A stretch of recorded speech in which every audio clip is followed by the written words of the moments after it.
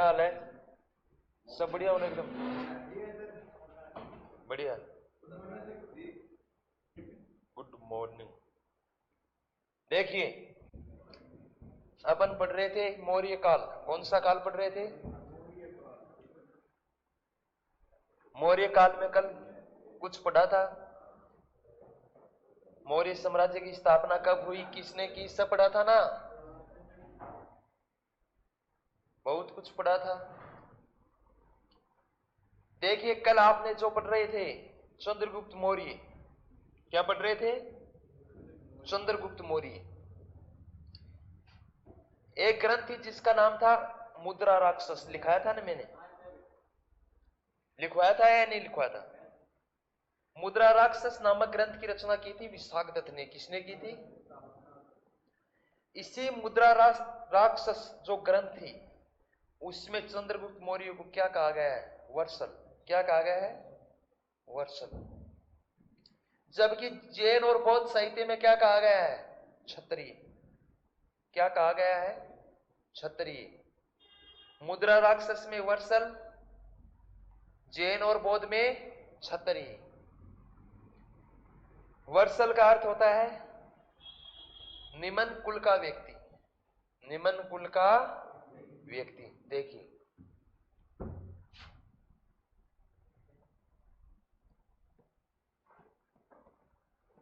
मुद्रा राक्षस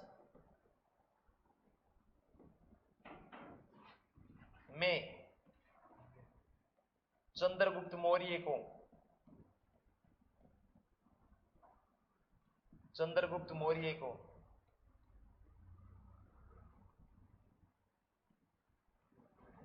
वर्षल कहा है। क्या कहा है? वर्षल कहा है। निम्न कुल में पैदा होना। निम्न कुल में पैदा होना।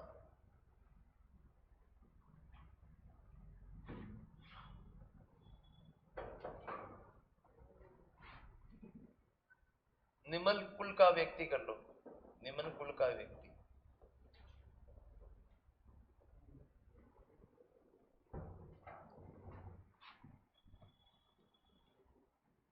जैन व बौद्ध साहित्य में क्या कहा है? क्षत्रिय। किस वर्ण का बताया गया है? क्षत्रिय वर्ण का।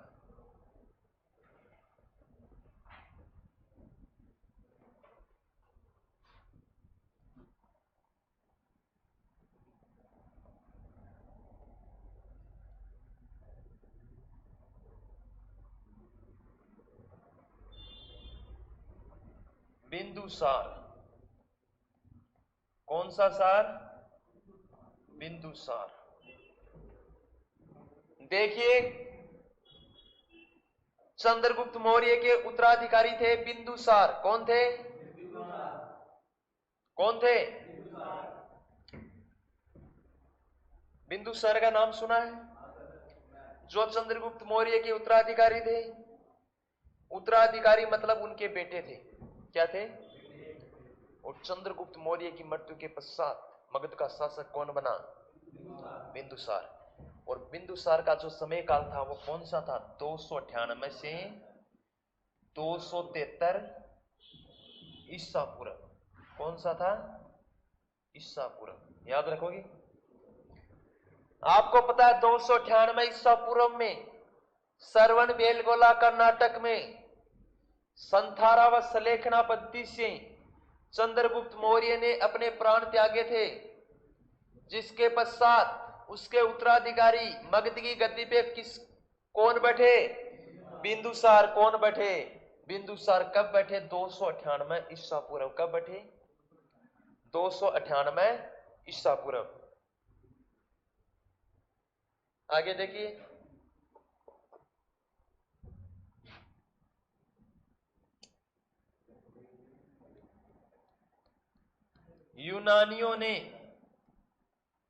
यूनानियों द्वारा बिंदुसार को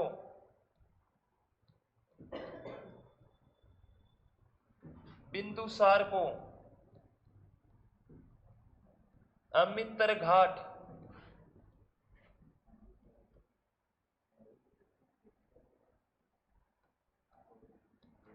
अमित्रोकेटस,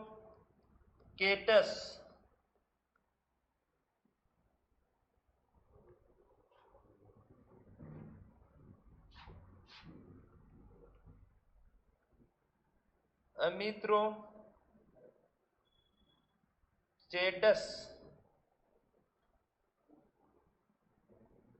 अमित्रोचेडस कहा, जिसका अर्थ है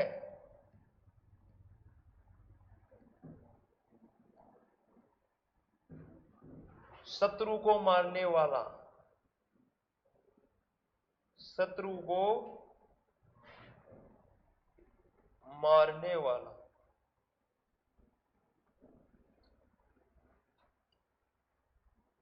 विनाशक,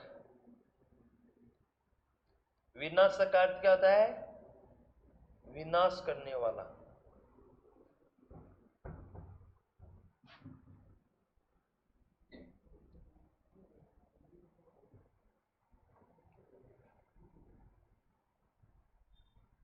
जैन साहित्य में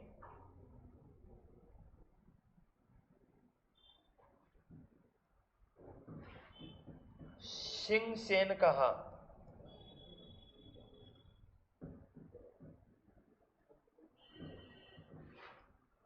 पुराणों में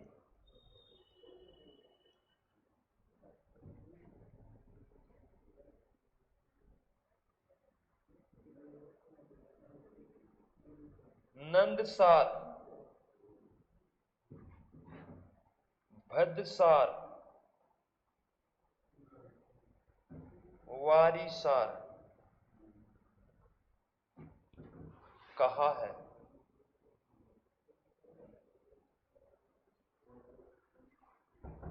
शब्द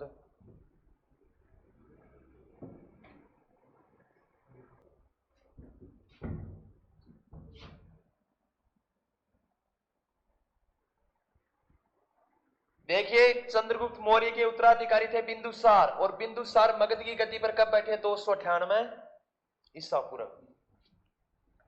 यूनानियों द्वारा, जो यूनानी लोग थे, कौन से लोग थे? यूनानी। यूनानी लोगों द्वारा बिंदुसार को क्या कहते थे? बिंदुसार को क्या कहते थे यूनानी लोग? क्या कहते थे? अमित्र घाट। क्या कहते थे? अमित्र घाट, अमित्रोकेटस, अमित्रोचेडस। क्या कहते थे? अमित्र घाट, अमित्रोकेटस, अमित्रोचेडस। और इसका अर्थ होता है शत्रु को मारने वाला। ए मतलब नहीं, ए मतलब नहीं, मित्र। क्या नहीं? मित्र। जो अपना मित्र नहीं है तो वो अपना क्या है? दुश्मन। दुश्मन मतलब शत्रु। और अमित्रो घाट का अर्थ होता है शत्रु को मारने वाला। शत्रु को मारने वाले को क्या कहते हैं? विनाशक। क्या कहते हैं? विनाशक। विनाशक मतलब विनाश करने वाला। क्या करने वाला? किसी का विनाश करने वाला।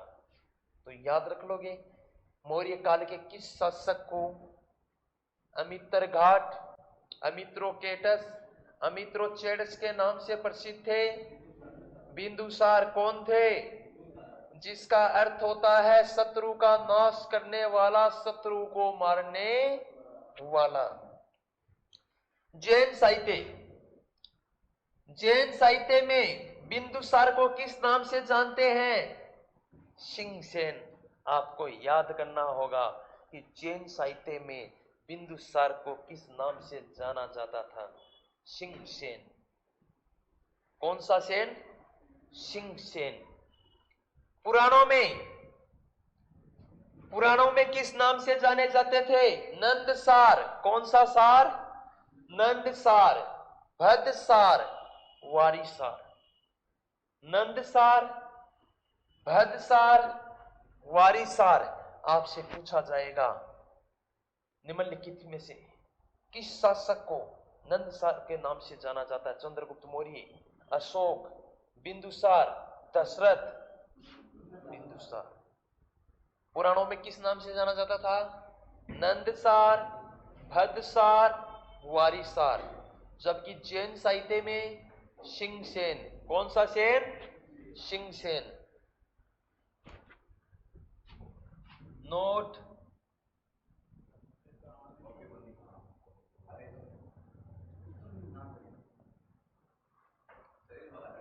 नोट चीनी साहित्य में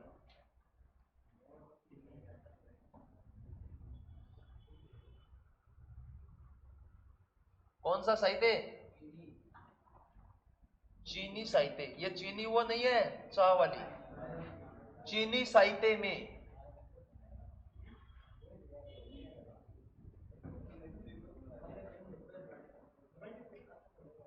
बिंदुपाल कहा गया।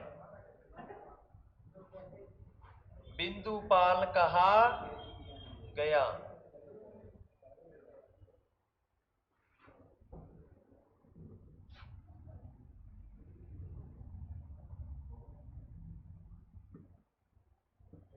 बिंदुसार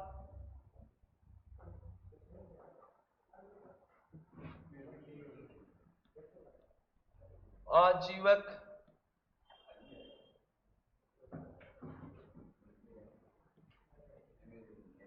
संप्रदाय के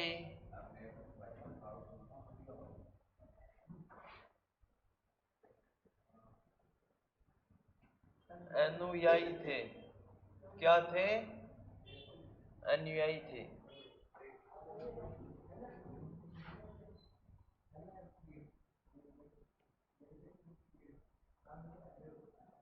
बिंदुसार भारत के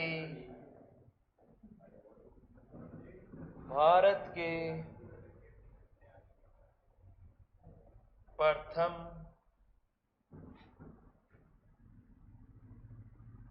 सीजेरियन सम्राट थे।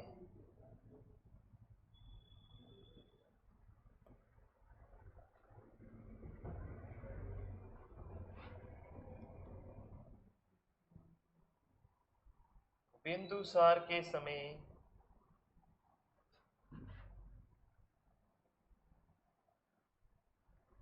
प्रधानमंत्री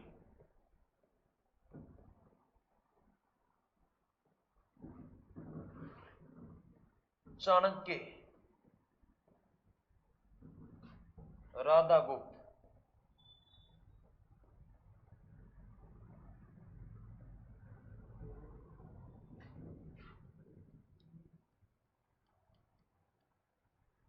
बिंदुसार के समय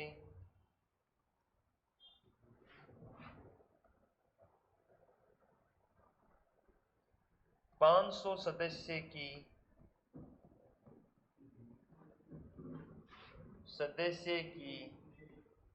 एक मंत्री परिषद होती थी।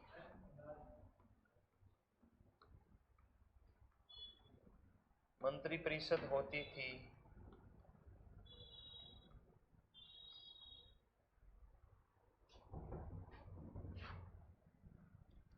जिसका प्रधान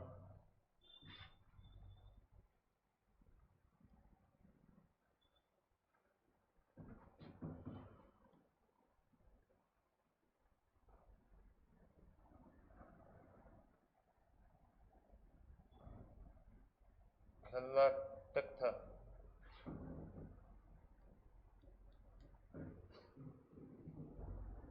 छाप दो।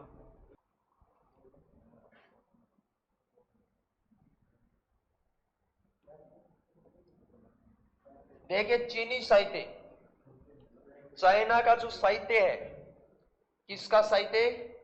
चाइना का जो साहित्य है, उसी साहित्य में बिंदुसार को किस नाम से जानते हैं? बिंदुपाल। कौन सा पाल? बिंदुपाल। बिंदुसार को बिंदुपाल के नाम से किस साहित्य में जाना जाता है? किसमें? चीनी साहित्य में। कौन सा साहित्य? जबकि सिंहसेन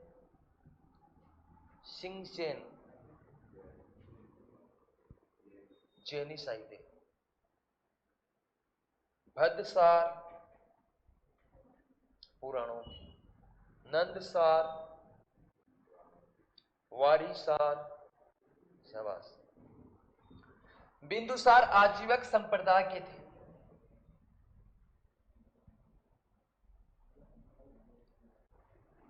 कौन सी संप्रदाय के अनुयायी थे? आजीवक। जैसे सब लोग अलग अलग संप्रदाय के, अलग अलग धर्म के, अलग अलग देवी देवताओं के उपासक होते हैं, अनुयायी होते हैं, इसी प्रकार ये कौन सी संप्रदाय के अनुयायी थे? आजीवक संप्रदाय।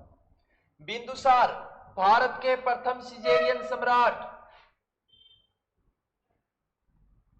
क्या थे? भारत के प्रथम सिजेरियन सम्राट।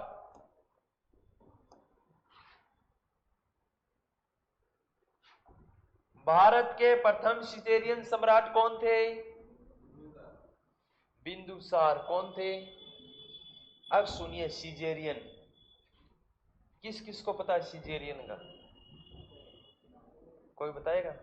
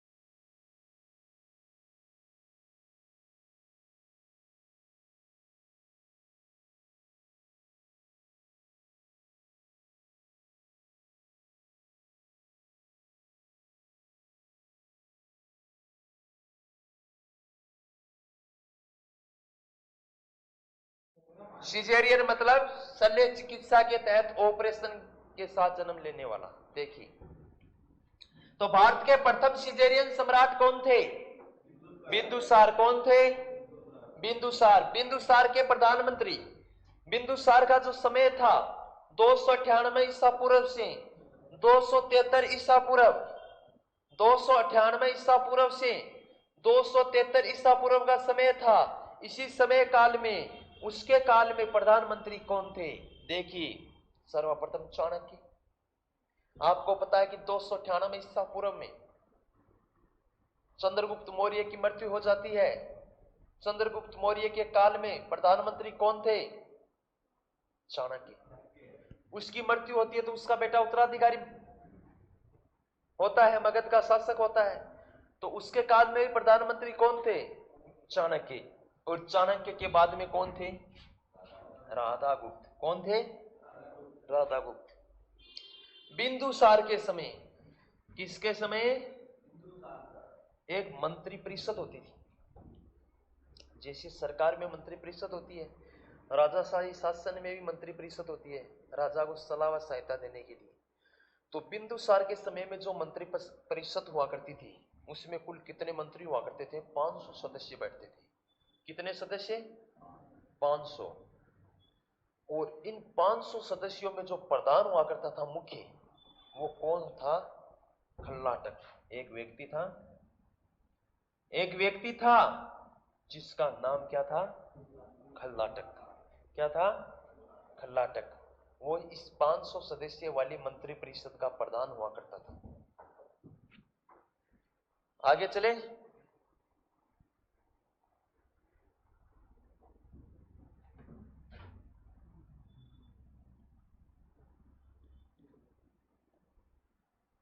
बिंदुसार के समय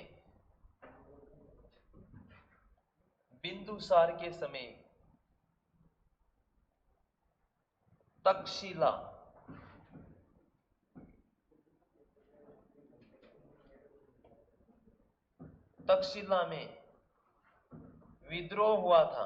क्या हुआ था? विद्रोह मतलब लड़ाई। विद्रोह हुआ था।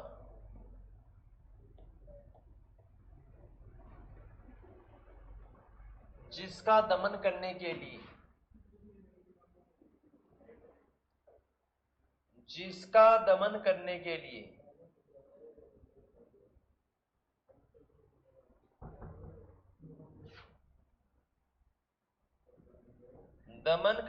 लिए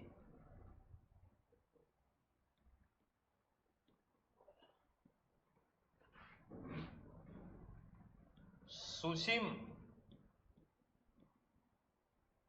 और अशोक को भेजा गया।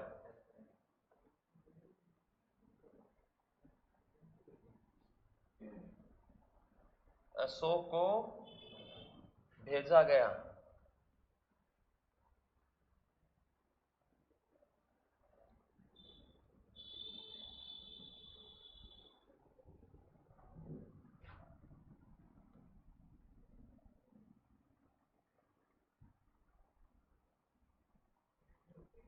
बिंदुसार के समय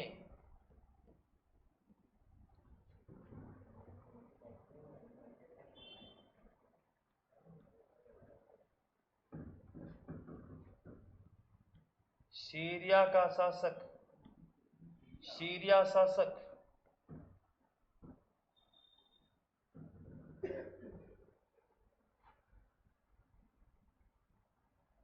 एंटियोक्स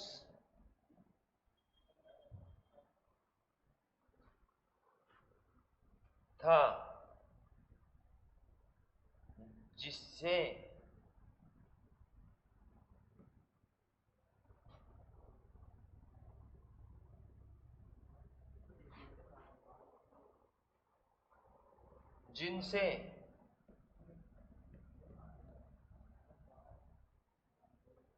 जिनसे 3 चीजें मांगी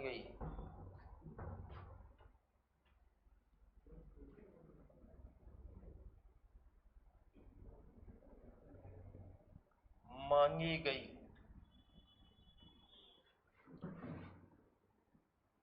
अंजीर,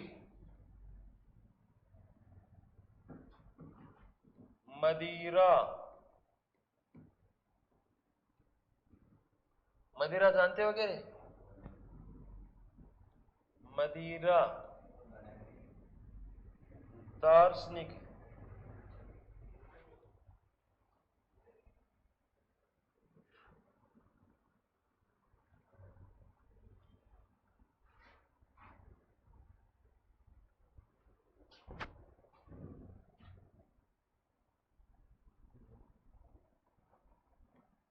सीरिया शासक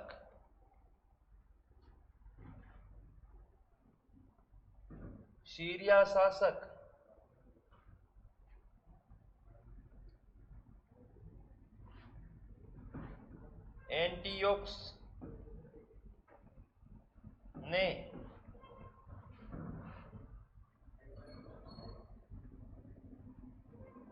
टाइमेक्स नामक राजदूत नियुक्त किया।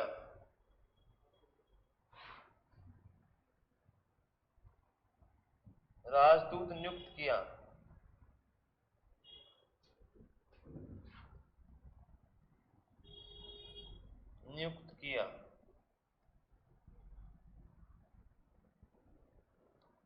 मिस्र के शासक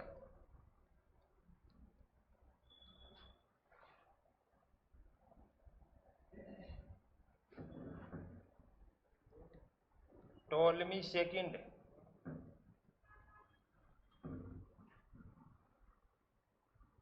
देखिए, इसके फर्स्ट और लगा लो यहां, एंटियोकस फर्स्ट,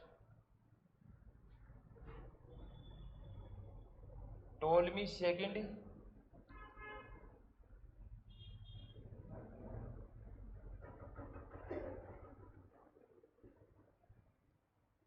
फिलोडेप्स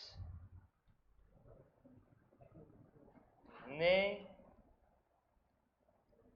डायनोसिस नामक राजदूत नियुक्त किया।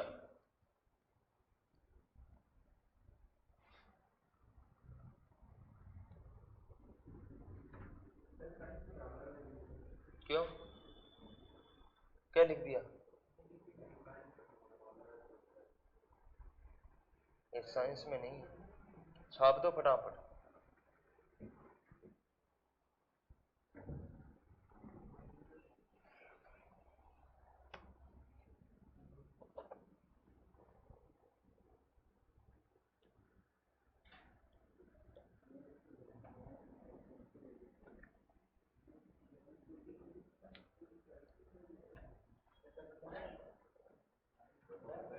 एक तो था मितभाषी, मितभाषी, एक होता मितवेयी। इधर देखो काम की चीज, सदैव सुखी,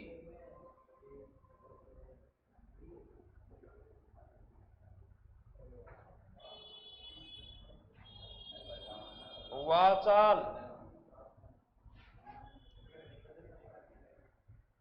देखिए इधर मैंने लिखा मितभाषी, मित मतलब कम, भाषी मतलब बोलना चाहिए। क्या बोलना चाहिए? जितना काम हो उतना ही बोलना चाहिए। दूसरा मैंने लिखा मितव्य, व्यय होता है, बजट होता है अपने पास, उसको हमेशा सोच समझ कर ही व्यय करना चाहिए। व्यर्थ में कभी भी पैसों की बर्बादी। अगर ये दो गुण जिसके पास है वो क्या है? सदैव सुखी। जिंदगी में कहीं भी उसके मार्ग में कांटे नहीं आएंगे। कांटे समझ गए ना? मुसीबत। क्या नहीं आएगी? मुसीबत। एक होता है वाचाल, चप्पड़ चप्पड़ चप्पड़, बहुत बोलने वाला, मतलब कि वो व्यक्ति सदैव जाल में घिरा रहता है, समस्या में। फॉर एग्जाम्पल आप हो ना सारे। देखिए आगे, ये छाप दिया ना सभी ने। देखिए, बिंदुसार के समय, मौर्य शासक था बिंदुसार, उसी के समय तक्षशिला में, कहां पे? तक्षशिला में एक विद्रोह हुआ था। विद्रोह मतलब कोई लड़ाई विरोध हुआ था। उसका समाधान करने के लिए बिंदुसार ने अपने दो लड़कों को, अपने दो बेटों को, एक तो था सुसीम और दूसरा था अशोक, उनको दमन करने के लिए भेजा। क्या करने के लिए भेजा? दमन करने के लिए भेजा। तो देखिए, इन दोनों ने दमन किया या फिर विद्रोह को ज्यादा बढ़ाया? कौन सा काम किया? कौन सा कर सकते हैं? तो नहीं क्यों? हमेशा एक बच्चा है वो अपने माँ बाप के इज्जत को बचाना चाहता है, उछालना नहीं चाहता। तो इन लोगों ने बचाई। देखिए, तक्षशिला में विद्रोह हुआ था, इसी विद्रोह का दमन किसने किया था? अशोक और सुसीम ने। किसने किया था? अशोक और सुसीम ने किया था। तक्षशिला में विद्रोह का दमन किसके द्वारा किया गया? अशोक व सुसीम। अशोक और सुसीम कौन थे? बिंदुसार के उत्तराधिकारी। उत्तराधिकारी मतलब उसके बेटे। बिंदुसार के समय सीरिया का शासक एंटियोक्स फर्स्ट था। कौन था? एंटियोक्स फर्स्ट, जिनसे 3 चीजें मांगी गई। किसने मांगी? बिंदुसार ने मांगी। और क्या मांगी? अंजीर और मदिरा। और दार्शनिक। उन्होंने कहा कि भैया बात यह है कि जो दार्शनिक हमारे से जो ज्ञान लेना चाहते हो वो कितना भी ले लो, हम बहुत बड़े ज्ञानी हैं आपके जैसे, कि हमारे पास ज्ञान का इतना भंडार है, लेने वालों की कमी है, बांटने वालों की कमी नहीं है यहाँ। लेकिन ये क्या है? अंजीर मदिरा, ये नहीं मिलेगी आपको। क्या नहीं मिलेगी? कि इन चीजों के तो हम ही बहुत बड़े रसिए हैं, तो आपके लिए कहां से बेचेंगे? बोले देखो दम वाली बात नहीं है, अगर ये चाहिए ज्ञान का भंडार तो ये मिल जाएगा, इन 2 का नाम बदल लेना। समझ गए ना? सीरिया शासक एंटियोक्स ने, आपको पता है बिंदुसार के जो पड़ोसी शासक थे, अन्य राज्यों के जो शासक थे, उनके साथ इसके संबंध बहुत बड़े मधुर थे। मधुर समझते हो? मीठे, अच्छे संबंध थे। जैसे आप कह सकते हैं भारत के अंतरराष्ट्रीय संबंध, सुना ना नाम? International relation. और अंतरराष्ट्रीय संबंध भारत के सब देशों के साथ ही अच्छे हैं, मधुर हैं। भारत पाकिस्तान के साथ भी लगातार कोशिश करता है कि इनके साथ अपने संबंध मधुर हो, मधुर हो। मधुर संबंध बनाना चाहते हैं, मधुर होते भी हैं, लेकिन फिर छेड़खानी कर देते हैं तो दोनों के बीच में संबंध क्या हो जाते हैं? खट्टे हो जाते हैं। आपको पता है भारत से लाहौर तक बस चली थी अच्छे संबंध करने के लिए, मधुर संबंध बनाने के लिए, अटल बिहारी वाजपेयी के समय, कि ताकि दोनों देशों में एक दूसरे में आवाजाही हो जाए तो संबंध मधुर हो जाए। एक बच्चों थार एक्सप्रेस चली थी अपने बाड़मेर से, जो पाकिस्तान जाती थी। संबंध मधुर करने के लिए समय समय पर दोनों देशों के मध्य क्या होते हैं? समझौते होते हैं। आपने पढ़ा था कि 1960 में भारत और पाकिस्तान के मध्य सिंधु जल समझौता हुआ था। आपने पढ़ा है 3 जून 1972 को भारत और पाकिस्तान के मध्य शिमला समझौता हुआ था। आपने पढ़ा 10 जनवरी 1966 को भारत और पाकिस्तान के मध्य ताशकंद समझौता हुआ था। अलग अलग समय पर हमारी सरकार चाहती है कि पड़ोसी देशों के साथ संबंध मधुर हो, लेकिन वो लोग बीच में छेड़खानी करते हैं और संबंध खट्टे हो जाते हैं। लेकिन अपने मौर्य काल के जो बिंदुसार थे, उनके संबंध सभी के साथ बहुत अच्छे गहन रिश्ते थे, मधुर संबंध थे। देखिए मधुर संबंध तभी रहेंगे तब आपस में एक दूसरे के साथ मिलकर चलेंगे। अगर आंख दिखाने लग जाओगे तो संबंध मधुर हो जाएंगे क्या? फिर तो इतनी देर लगेगी आपको, आ जाना गेट के बाहर। संबंध मधुर बनाने पर ही बनते हैं। देखिए सीरिया का शासक था जिसका नाम था एंटियोक्स। क्या था? एंटियोक्स फर्स्ट। इन्होंने बिंदुसार के दरबार में क्या भेजा? एक अपना राजदूत भेजा। क्या भेजा? राजदूत। और इसका नाम क्या था? डायमेक्स। क्या था? डायमेक्स। मिस्र के शासक टोलमी सेकंड, मिस्र का शासक टोलमी सेकंड, फिलोडेप्स, फिलोडेल्फ्स, उन्होंने क्या किया? डायनोसिस, डायनोसिस नामक व्यक्ति को बिंदुसार के दरबार में अपना राजदूत नियुक्त किया। क्या नियुक्त किया? राजदूत नियुक्त किया। आपको याद रखना होगा एंटियोक्स कहां के रहने वाले थे? सीरिया के। टोलमी सेकंड कहां के रहने वाले थे? मिस्र। टोलमी सेकंड ने किसके दरबार में अपना राजदूत नियुक्त किया? एंटियोक्स ने, बिंदुसार। एंटियोक्स ने किस व्यक्ति को अपना राजदूत नियुक्त किया? किसको? डायोमेक्स। जबकि टोलमी सेकंड ने डायनोसिस। किसको? डायनोसिस। याद रख लोगे? पक्का? चिपका दिया?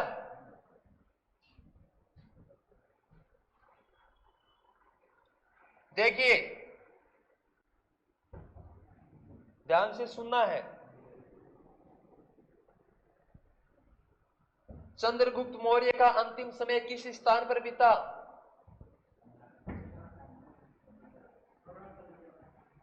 बोली को नहीं आवा करता।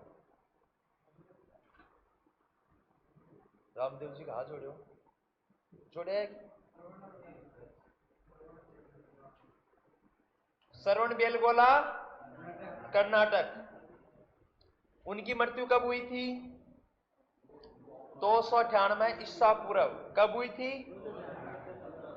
298 ईसा पूर्व। उनकी शादी किनके साथ हुई थी? हेलन के साथ। भारत का प्रथम इंटरनेशनल विवाह, अंतरराष्ट्रीय शादी किसकी हुई थी? चंद्रगुप्त मौर्य और हेलन के पिताजी का नाम क्या था? सेल्यूकस निकेटर कहां के रहने वाले थे? सेल्यूकस निकेटर ने चंद्रगुप्त मौर्य के ऊपर आक्रमण कब किया? 305 ईसा पूर्व। युद्ध का परिणाम क्या हुआ? कौन हार गए? विजेता कौन रहे? और युद्ध का दूसरा परिणाम क्या हुआ? अरे हुआ, सेल्यूकस निकेटर ने अपनी पुत्री हेलन का विवाह चंद्रगुप्त मौर्य के साथ कर दिया। चंद्रगुप्त मौर्य को मुद्रा राक्षस में क्या कहा गया? वर्सल। क्या कहा गया? निम्न कुल का व्यक्ति। जबकि जैन व बौद्ध में क्षत्रिय कहा है। क्या कहा गया है? क्षत्रिय। चंद्रगुप्त मौर्य के अंतिम समय में मगध में 12 वर्ष तक अकाल पड़ा। कितने वर्ष अकाल रहा? इनसे परेशान होकर चंद्रगुप्त मौर्य कहां चले गए? दक्षिण भारत। कहां चले गए? दक्षिण भारत। याद रखोगे? पक्का? नहीं भूलोगे? ठीक है। तो आगे है अशोक। क्या है? अशोक। आपको पता है कि भारत के एकमात्र सम्राट थे, चक्रवर्ती सम्राट, जिसे अशोक महान के नाम से जाना जाता है। किसके नाम से जाना जाता है? अशोक महान के नाम से, जो एक शक्तिशाली महान वीर साहसी शासक थे। लेकिन एक बार का एक इस प्रकार का समय का दौर आता है 261 ईसा पूर्व का। उस दौर ने उसकी जो मानसिक भावना थी उनको ही बदल दिया। किसको बदल दिया? जो मानसिक भावना होती है एक सम्राट की। आपको पता है एक सम्राट की भावना क्या होती है? साम्राज्य का विस्तार करना। क्या करना?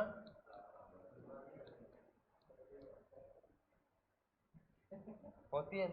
आप लोग भी चाहते हो कि हमारे साम्राज्य का विस्तार हो जाए। समझ गए ना? तो प्रत्येक शासक की एक इच्छा होती थी कि अपने साम्राज्य का विस्तार किया जाए। इनकी भी थी। जब जब मौका होता तो ये लोग अपने साम्राज्य का विस्तार करते। लेकिन एक समय आता है 261 ईसा पूर्व का। उस समय की हिंसा, इस हिंसा को देखकर उनका हृदय क्या हो गया? परिवर्तन हो गया। क्या हो गया? परिवर्तन मतलब बदलाव हो गया और उसके मन में ख्याल आया कि ये युद्ध है, ये सब बेकार की चीजें हैं, कितने लोगों की जान जाती है, पानी की जगह नदियों, खून की नदियां बहती हैं। इस प्रकार का माहौल देखकर उसका हृदय विचलित हो गया और उसी समय से अशोक ने युद्ध की नीति को त्याग दिया और धम्म की नीति अपनाई। किसकी अपनाई? धम्म। धम्म मतलब धार्मिक सहिष्णुता की नीति। और कौन सा युद्ध था? कलिंग का युद्ध था। कब था? ये सब अपन अशोक का साम्राज्य पढ़ेंगे, तब विस्तार से पढ़ेंगे। ओके, अभी पीछे वाले का रिवीजन करेंगे।